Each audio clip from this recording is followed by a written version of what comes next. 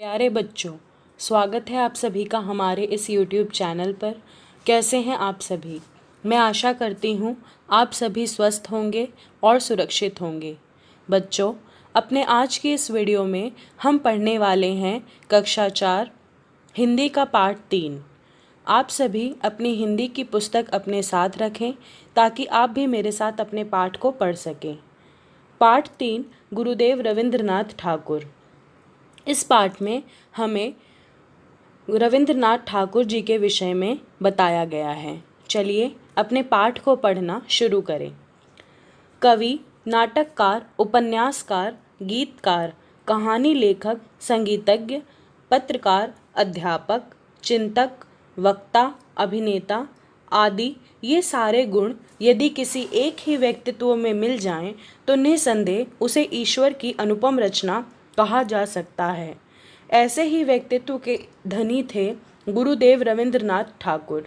उनका जन्म 7 मई 1861 को कोलकाता के जोड़ा सांको ठाकुरबाड़ी में एक बहुत बड़े ब्राह्मण परिवार में हुआ था। इनके पिता का नाम देवेंद्रनाथ टैगोर और माता का नाम शारदा देवी था। इनका बचपन का नाम रवि था। गुरुदेव मूलतः बनर्जी कुल के थे, परंतु समाज में सम्मानित स्थान प्राप्त होने के कारण उनके वंश को ठाकुर कहा जाता था। टैगोर इसी का अंग्रेजी में विकृत हुआ रूप है।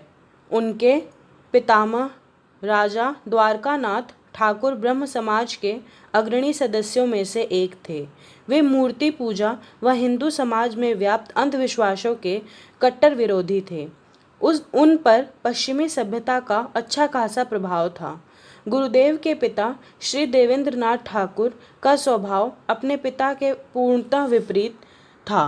वे अत्यंत सादगी पसंद साधु स्वभाव के पुरुष थे। श्री देवेंद्रनाथ ठाकुर के पिता अर्थात राजा द्वारकानाथ ठाट बाट से रहने वाले व्यक्ति थे। परिणाम स्वरूप उनकी मृत्यु के बाद श्री देवेंद्रनाथ ठाकुर के कंधों पर बहुत सारा कर्ज आ पड़ा, जो कि उनके पिता के समय समय पर लिया गया था।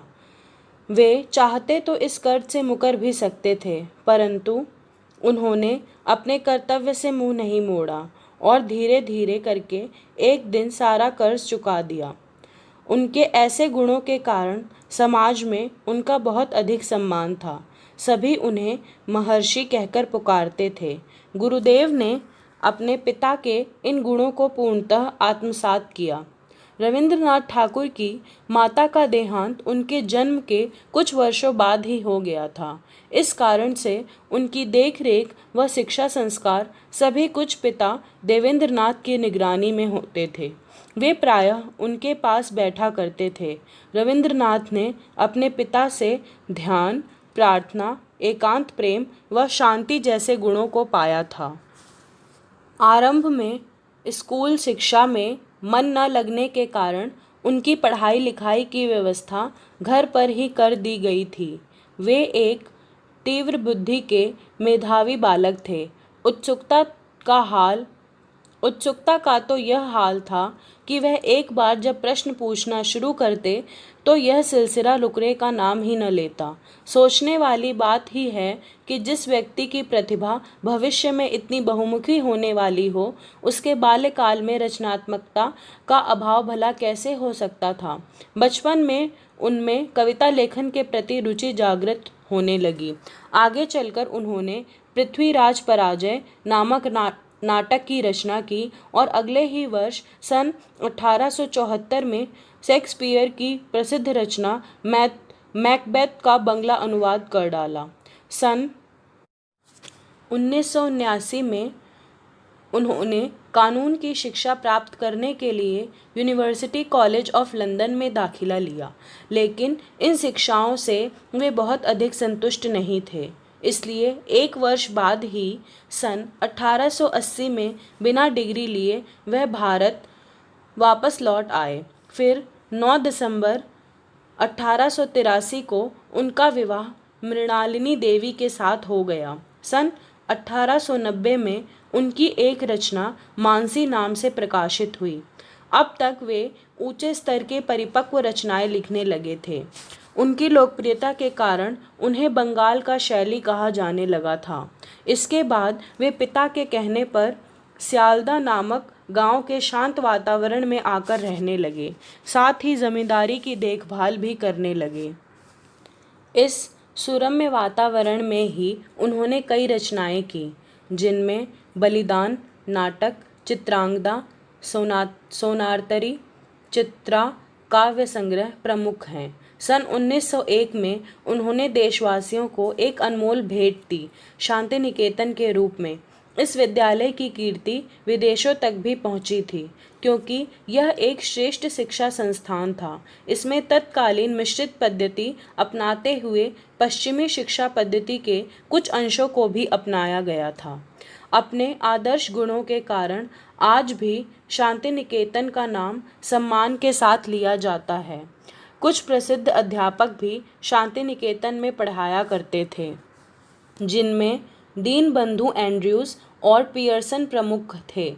गुरुदेव का गृहस्थ जीवन सुखी था, परंतु सन 1902 में उनकी पत्नी का आकस्मिक निधन हो गया। पत्नी की मृत्यु से गुरुदेव के मन पर गहरा आघात पहुंचा।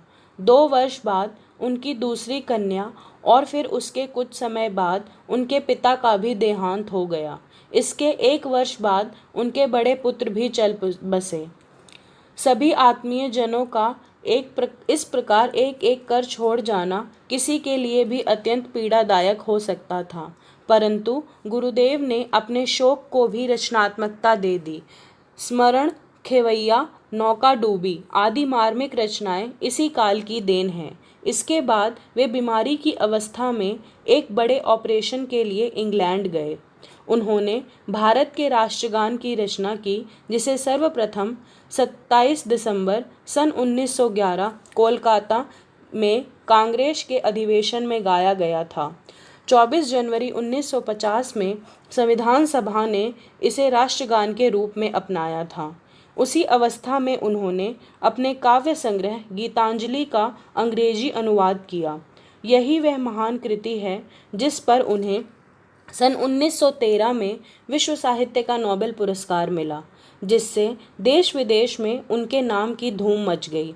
इस पुरस्कार से उन्हें जो राशि मिली थी, उसे मिलाकर उन्होंने विश्व भारती एवं श्री निकेतन की स्थापना की। श्री निकेतन विश्व भारती का ही एक विभाग है, जो ग्राम सुधार के लिए कार्य करता है।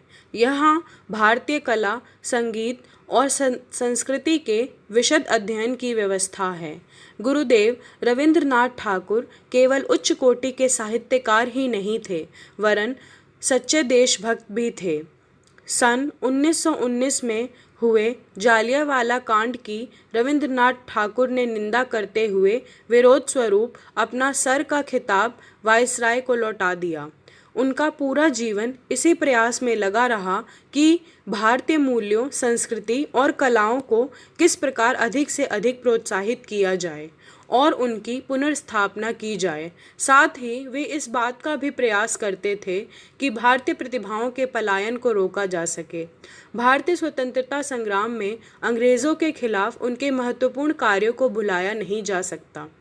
महात्मा गांधी के साथ उन्होंने कंधे से कंधा मिलाकर साथ दिया था।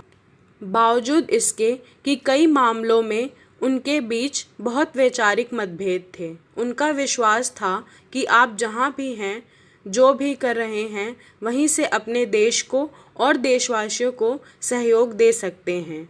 देशभक्ति एक ऐसी भावना है जो मरते दम तक हृदय में तो रहती है, परंतु प्रकट करने का अवसर कम ही देती है।